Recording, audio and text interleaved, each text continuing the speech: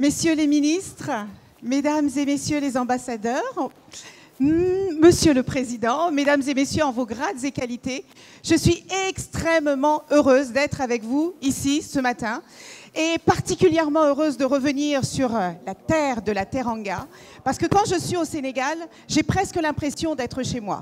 Je suis née à peine à 500 km du Sénégal, aux îles du Cap-Vert. Et tous les Sénégalais qui sont dans la salle ici doivent connaître un Cap-Verdien parce que le Sénégal est l'un des pays au monde qui accueille le plus de Cap-Verdiens. Donc merci de votre hospitalité déjà tellement reconnue.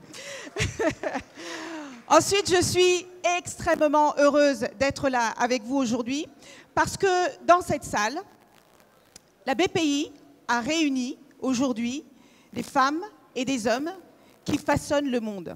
Que vous soyez dans le business, que vous soyez dans la politique, que vous soyez dans les ONG, vous construisez, vous fabriquez, vous créez des solutions pour répondre aux enjeux de notre époque. Et moi, eh bien, j'ai découvert combien l'entrepreneuriat pouvait transformer les vies, comment il pouvait transformer les trajectoires, parce que certains d'entre vous dans cette salle m'ont peut-être connue en tant que ministre, certains m'ont connue peut-être en tant que présidente du groupe Hewlett-Packard pour le continent africain, mais peu de personnes savent que j'ai démarré ma vie, ma carrière professionnelle, en créant une entreprise dans un secteur extrêmement sexy qui est le bâtiment, et surtout l'isolation thermique.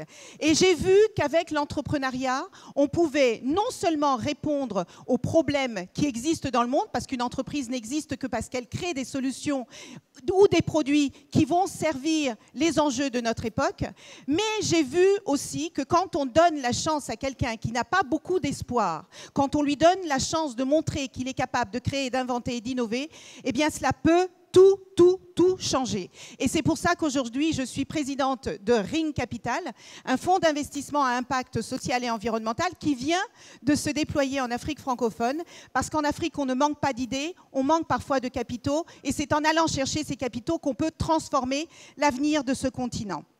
Alors, je voudrais juste rappeler à ceux et celles d'entre vous qui pensent que l'entrepreneuriat est un statut, ça n'est pas le cas. L'entrepreneuriat, ce sont des décisions. Vous pouvez être entrepreneur quand vous êtes un étudiant et que vous choisissez un parcours. Vous pouvez être entrepreneur quand vous êtes une salariée et que vous proposez des idées innovantes à votre entreprise. Vous pouvez être entrepreneur social et inventer des solutions sur les questions d'éducation et de santé. Et un ministre qui décide, en revenant dans son pays 25 ans après y avoir vécu, de venir apporter son expertise, eh bien c'est aussi de l'entrepreneuriat, en particulier quand il s'intéresse à l'intérêt général. Alors toutes ces personnes, d'une manière ou d'une autre, elles entreprennent, et dans ce monde qui est en pleine mutation et en pleine transformation, eh bien nous avons besoin de cette audace.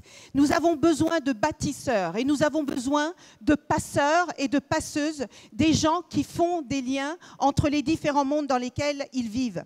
Et moi, je crois que ce continent, qu'on dit continent berceau de l'humanité, peut également devenir le continent berceau de l'avenir. Je ne l'ai pas lu dans des rapports, je ne l'ai pas écouté dans des discours, je l'ai vu sur le terrain, où que je sois allée. Je pense notamment à Aïssatou, qui a 29 ans, qui vit à Abidjan et qui fait avec des déchets de manioc des sachets en plastique, évidemment biodégradables.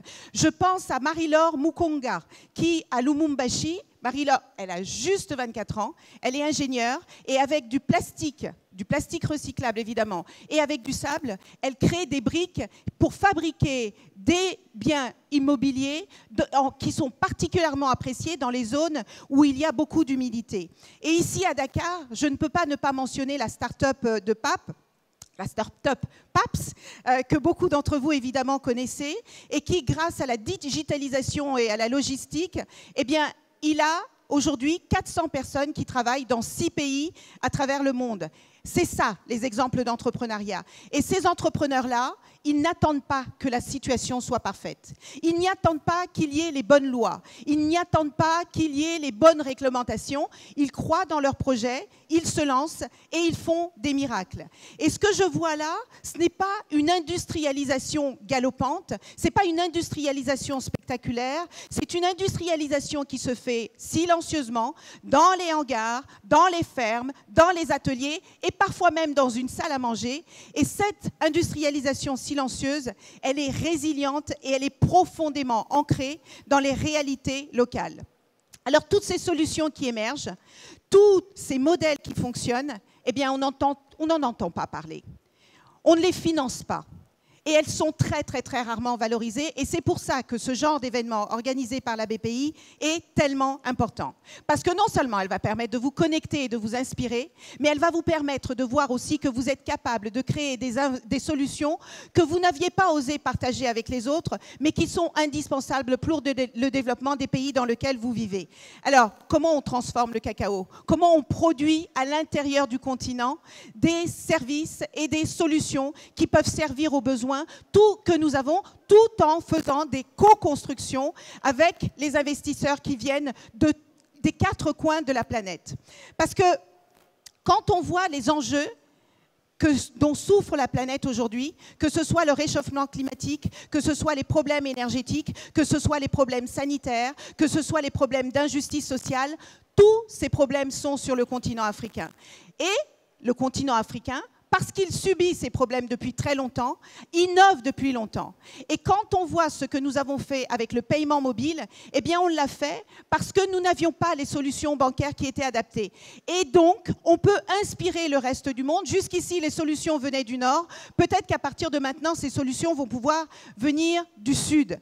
Et la situation géopolitique actuelle encourage le fait que l'Afrique ne soit plus qu'un marché. Elle doit être co-créatrice de la prochaine vague d'innovation selon ses propres termes, en s'inspirant de ce qui se passe dans le monde. Et en cela, l'intelligence artificielle est un véritable test. Parce que quand on voit Microsoft et Nvidia monter à 4 000 milliards de dollars en utilisant ces outils qui vont transformer nos vies, il est temps qu'on se demande, nous, Africains, à quel moment on possédera nos données, à quel moment on les utilisera pour créer des entreprises et à quel moment on les utilisera pour créer un meilleur avenir à nos générations futures, pour qu'elles ne traversent pas la Méditerranée en n'ayant aucun espoir de vivre dignement sur le continent. Voilà ce que vous allez faire durant toute cette journée, et je vous souhaite de croire en vous, de croire en vos capacités, en votre inventivité, et de vous dire que peut-être la future licorne mondiale naîtra au Sénégal, ou en Côte d'Ivoire, ou au Mali, et dans tous les pays africains. Je vous remercie.